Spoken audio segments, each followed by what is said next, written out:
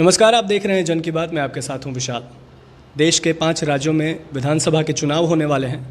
इसमें देश का सबसे छोटा राज्य गोवा भी शामिल है।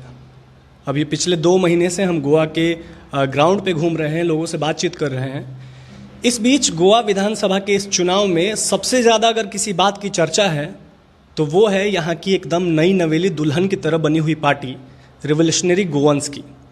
आज हमारे साथ रिवोल्यूशनरी गोवंस के फाउंडर मनोज परब जी मौजूद हैं। स्वागत है। नमस्ते। इनसे हम वो सारे सवाल पूछेंगे जो आपके मन में चल रहा होगा कहीं ना कहीं कि नई पार्टी है और इतनी बड़े बड़े पार्टियों के खिलाफ लड़ रही है, क्या जीत पाएगी नहीं जीत पाएगी। लेकिन उसके पहले हम आपको बता दें कि इन्होंने 40 सीटों पर अपने उम्मीदवार उतारने की घोषणा की है और मुख्यमंत्री पद के उम्मीदवार आप खुद हैं। हमने ये सुना है सूत्रों के हवाले से कि 2 कॉन्स्टिट्यूएंसी से आप लड़ रहे हैं, तीविम और वालपोई। सही है? चलिए, तो सबसे पहला सवाल मेरा सर आपसे ये है कि हमने लगातार कई दिनों से हम ओपिनियन पोल देख रहे हैं, नेशनल मीडिया का, गोवा के मीडिया का। उसमें हर पार्टी को कुछ ना कुछ सीटें मिल रही हैं, वोट शेयर मिल रहा है। ग्राउंड पे आपका कहना है कि आपकी पार्टी का है बातचीत है, लोग बात कर रहे हैं आपकी पार्टी के बारे में। लेकिन मेरा सबसे पहला सवाल ये है कि ये जो ओपिनियन पोल्स हैं या जो सीटें मिल रही हैं मीडिया की तरफ से, लोगों की तरफ से, उसमें रिवोल्यूशनरी गोवंस का नाम ही नहीं है, एकदम साफ गायब है। इसका कारण क्या है?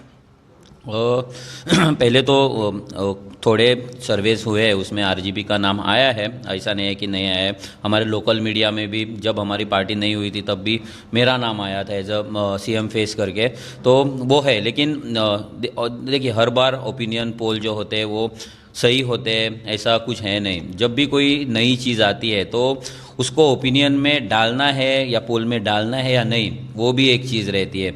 जब सर्वे चलता है तो हमारा नाम उसमें कंसिडर होता है या नहीं, वो भी एक चीज़ होती है। तो बहुत ग्राउंड्स होते हैं जो सर्वे, किस एरिया में आप सर्वे कर रहे हो, आप हमारा नाम डाल रहे हो या नहीं, कैंडिडेट का नाम डाल रहे हो नहीं, ये सब चीज़ें हैं। लेकिन ग्राउंड पे अगर प्रेजेंस देखा जाए, लोगों की अगर दिल की धड़कन देखी जाए, तो ये नस देखी जाए, तो उनके अभी जो डिमांड है और जो अभी लोग चाह रहे हैं वो रेवोल्यूशनरी गोवंस ही चाह रहे हैं। क्योंकि ये एक नई पार्टी है, रीजनल पार्टी है, जो लास्ट 5 साल से गोवा और गोवा के जो इश्यूज़ है, गोवा के जो नेटिव लोग हैं उनके जो मुद्दे हैं वो उठा रही है, उनके लिए काम कर रही है, उनके लिए पॉलिसीज़ बना रही है, उनके एम्पावरमेंट का काम कर रही है। आपने जनसभाओं की बात की, मतलब लोगों का सपोर्ट का आपने बात किया, तो मैं आपसे एक सवाल पूछना चाहता हूं कि हमने भी देखा है आपके कई वीडियोस सोशल मीडिया पर वायरल होते रहते हैं, मनोज परब के वीडियोस। उसमें जो लोगों की भीड़ होती है वो काफ़ी तादाद में होती है और ख़ासकर इसमें युवाओं की हम बात करेंगे कि जो गोवा के युवा हैं उनका तो मुझे लगता है कि आपको भरपूर सपोर्ट मिल रहा है। लेकिन वो ग्राउंड पर अगर हम घूम रहे हैं, पिछले 2 महीने से हम भी घूम रहे हैं ग्राउंड पर, वो वोट प्रतिशत तो दिख रहा है। लोग ये कह रहे हैं कि रिवोल्यूशनरी गोवंस इस बार इम्पैक्ट करेगी इलेक्शन में, लेकिन सीट नहीं जीत पाएगी। इस पे क्या कहना चाहिए? वो तो फाइनल जब इलेक्शन होगा, जब वोटिंग होगा तभी डिसाइड होगा। क्योंकि हमारी एक्चुअली क्या हो रहा था कि हमारा पार्टी पूरी तरह से रजिस्टर्ड नहीं हुआ था। जो अभी 1 तारीख को हमने हमारा रजिस्ट्रेशन और सिंबल आउट किया है, और 4-5-6 दिन पहले हमने आउट किया है कि हम रेवोल्यूशनरी गोवंस पार्टी के ये फुटबॉल सिंबल और रेवोल्यूशनरी गोवंस पार्टी पे हम इलेक्शन कंटेस्ट हो रहे। तो वो क्लैरिटी ऑफ थॉट लोगों में नहीं था। अभी वो क्लैरिटी आई है, तो अभी अगर सर्वे होता है तो मुझे गारंटी है कि रेवोल्यूशनरी गोवंस का नाम 100% आएगा। और जो लोग कंफ्यूजन में थे कि आरजी रजिस्टर्ड हुई है नहीं हुए, क्या सिंबल मिल रहा है, क्या सिंबल नहीं मिल रहा है, हम इंडिपेंडेंट जाएंगे, ये सब जो क्वेश्चंस है वो भी आंसर हो चुके हैं और वो उन लोगों को उसका जवाब मिला है। तो मुझे लगता है कि ये सर्वे अभी 100% वो चेंज होगा और वो रेवोल्यूशनरी गोवंस की तरफ ही होगा। इसके पहले मैंने आपके काफ़ी इंटरव्यूज़ देखे हैं और लोग पहले आपको कभी राज ठाकरे के साथ कंपेयर करते थे कि गोवा का राज ठाकरे है मनोज परब।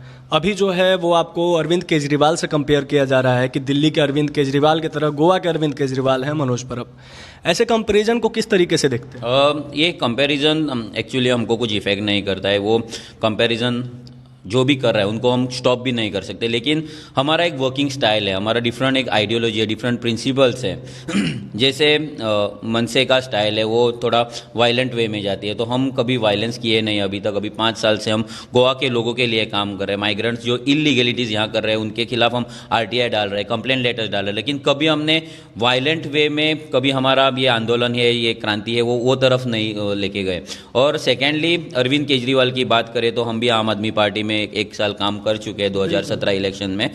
तो वो क्या कारण था कि आम आदमी पार्टी से आपकी अनबन हो गई? वो जो हमारा एक ये था कि अरविंद केजरीवाल तब एक नेशनल हीरो बने थे और उनका एक इमेज प्रोजेक्ट किया गया था और वो बीजेपी ने किया था, वो अभी सबको पता चल रहा है। और जो उन्होंने स्वराज करके एक बुक लिखा था, एक्चुअली वो बुक पढ़ के मैं इंप्रेस हुआ था कि ये डिसेंट्रलाइजेशन ऑफ जो पावर है वो देना चाहते हैं। वो पावर एक के हाथ में नहीं, सबके हाथ में देना चाहते हैं। एक्चुअली वो बुक मेरे मन पे भी बहुत इफेक्ट कर गया है, उसमें से मैं बहुत कुछ लेसन्स ले चुका हूँ। और जब हमने एक्चुअल पार्टी फंक्शनिंग देखा तो वहाँ पे ऐसा नहीं था। जब जो भी गोवा में होता था उसका कंट्रोल दिल्ली से होता था। मतलब पर्दे के पीछे कुछ और है और पर्दे के सामने कुछ एग्जैक्टली पूरा वैसे ही था। बाद में टिकट डिस्ट्रीब्यूशन में वहाँ पे बहुत जुमला हुआ था। वहाँ पे जो कांग्रेस रिजेक्ट है, बीजेपी रिजेक्ट है, शिवसेना रिजेक्ट है, उनके लोगों को पार्टी टिकट दिया था जो कभी ग्राउंड पे काम नहीं थे, लास्ट मोमेंट एंट्री दिया था। और अभी अगर देखा जाए तो बीजेपी के रिजेक्ट आए हैं, बीजेपी के एमएलएज आए हैं रिजाइन करके, जिनके खिलाफ ये आम आदमी पार्टी तब उनको करप्ट करके, उनको चोर बोल के वो इलेक्शन लड़ी थी।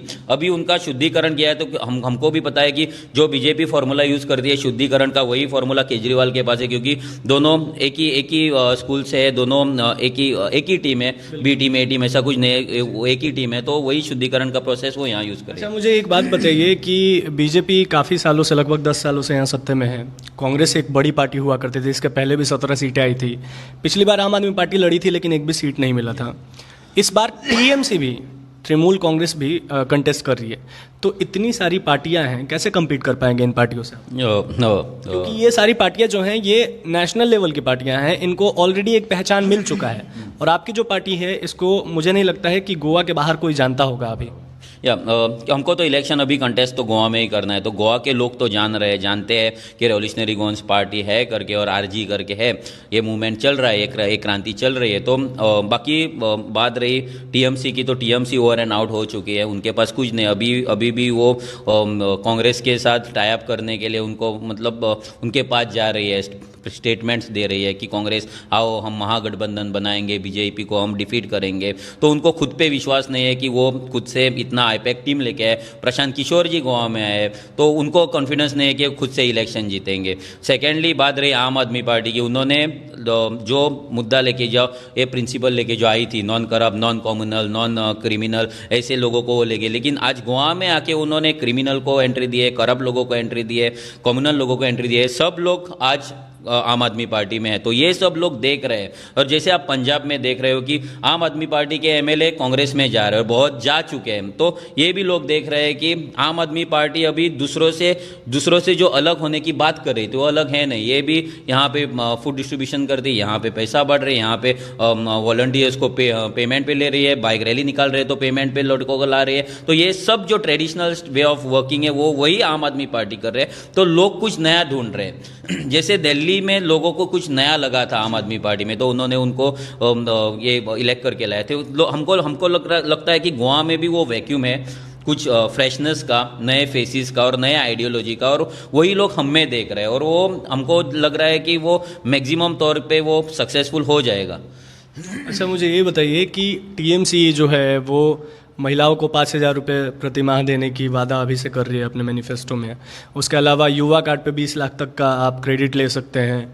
आम आदमी पार्टी भी बिजली पानी फ्री देने का और ऐसे ही कुछ वादा कर रही है, बीजेपी भी कर रही है। आपकी पार्टी क्या वादा कर रही है? और अगर आपकी पार्टी सत्ते में आती है तो आप क्या करेंगे गोवा की जनता के लिए? पहले तो हम हमारा पोगो बिल पास करेंगे। पोगो बिल मतलब पर्सन ऑफ गोवन ओरिजिन, जो डेफिनेशन आज तक नहीं, मतलब जो नेटिव गोवन है, कौन है नेटिव गोवन, यहाँ का भूमिपुत्र कौन है, वो अभी किसी को मालूम नहीं है, वो उसका डेफिनेशन नहीं, वो हमने डिफाइन किया है। और person of Goan origin bill में हमने कुछ डिमांड्स रखे जो अभी हम प्रोमिस किए, जैसे कि 100% गवर्नमेंट जॉब, 80% प्राइवेट जॉब, बाद में वो कम्युनिटी लैंड जो हमारा कॉमन लैंड है, कम्युनिटी लैंड है, वो हमको ही गोवा को लोगों के ही मिलना चाहिए। बाद में हाउसिंग बोर्ड प्रोजेक्ट हो गए, गवर्नमेंट कॉन्ट्रैक्ट टेंडर्स, ऐसी बातें हैं, वो हम पहले पास करेंगे। और सेकेंड मोस्ट इंपॉर्टेंट थिंग जो हम जिसकी बात करें कि गोवा का जो पॉलिटिक्स है, गोवा का जो राजकारण है, वो सिर्फ लैंड पे चलता है। यहाँ जो भी इलेक्शन कंटेस्ट करता है, आज वो लैंड डीलर बन गया है।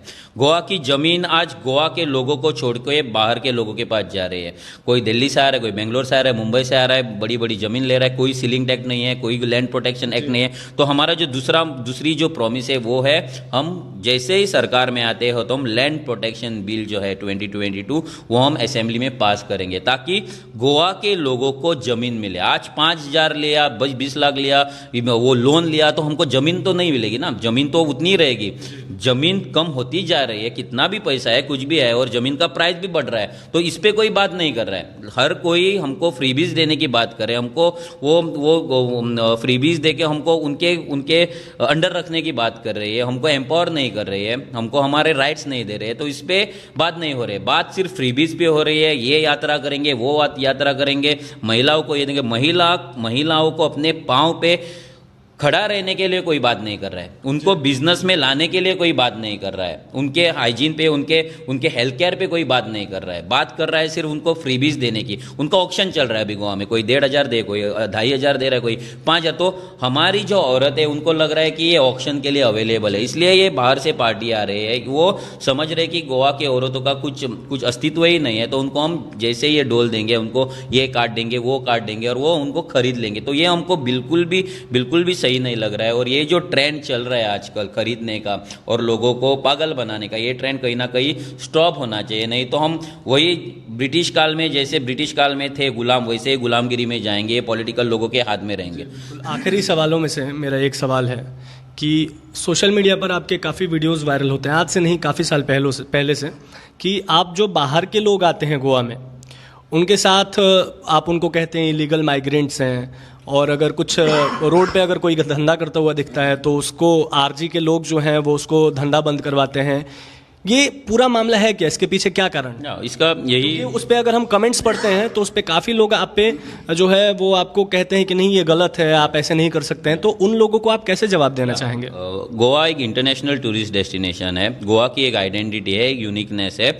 गोवा में अगर कोई आना चाहता है, कोई रहना चाहता है, हर कोई वेलकम है। लेकिन यहाँ आओ, लीगली रहो, लीगली अपना वोटिंग कार्ड बनाओ, लीगली धंधा करो, लीगली अपना घर कंस्ट्रक्ट करो। जब भी आप इलीगल करोगे, जब भी आप इलीगल करके हमारे लीगलिटी पे आप क्वेश्चन मार्क करोगे, हमारा एग्जिस्टेंस आप डेंजर में डालोगे, तो हम आवाज़ उठाएंगे। आज अगर हम यही काम अगर हम बिहार में जाके करेंगे तो बिहारी लोग हमको लेंगे नहीं, यही हम गुजरात में करेंगे तो गुजराती लेंगे नहीं। हर कोई अपना स्टेट, अपना लैंड प्रोटेक्ट कर रहा है, वाई नॉट गोवा? हम ये नहीं कह रहे कि आप गोवा मत आओ, हम कह रहे हैं आप अगर आते हो तो आप जो भी करना है लीगली करो। आज 90% माइग्रेंट का जो बिजनेस है वो इलीगल है, 90% उनके घर इलीगल है। गोवा का जो कम्युनिटी लैंड हमारे बुजुर्गों ने हमारे लिए रखा था वो आज कब्जा हो चुका है, एंक्रोच किया है, वो चुराया है उन्होंने।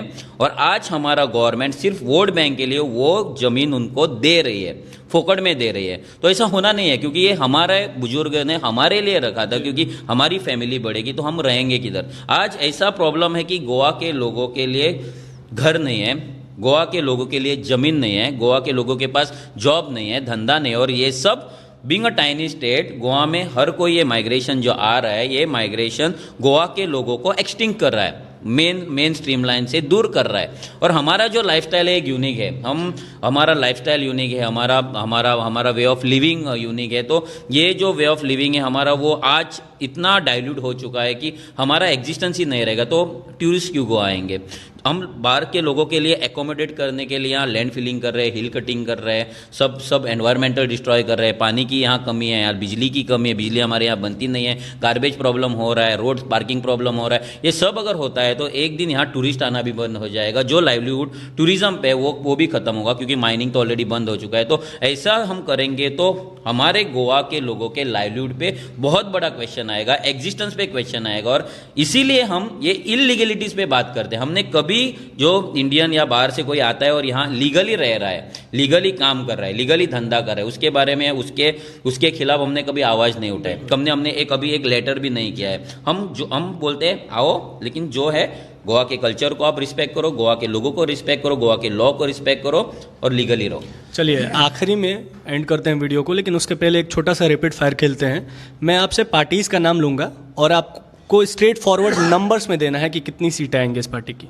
ओके, बीजेपी, बीजेपी 3 या 4, कांग्रेस, 2, 1-2, आम आदमी पार्टी, 0, टीएमसी, 0, और आखिरी में आपकी पार्टी जिसका फुटबॉल है सिंबल, कितने गोल कर पाएगी? मिनिमम 25। इतने कॉन्फिडेंट? यस। और बाकी अन्य? वो अन्य तो पता नहीं, हम तो 25 100% आएंगे। मतलब आप बहुमत के साथ सरकार बनाएगी क्या? यस, बनाएंगे, जरूर बनाएंगे, जरूर बनाएंगे। चलिए, बहुत बहुत धन्यवाद आपका जुड़ने के लिए। तो ये थे मनोज परब जिन्होंने अपनी बातें रखी। ऐसे गोवा के तमाम अपडेट्स के लिए आप देखते रहिए जन की बात। धन्यवाद।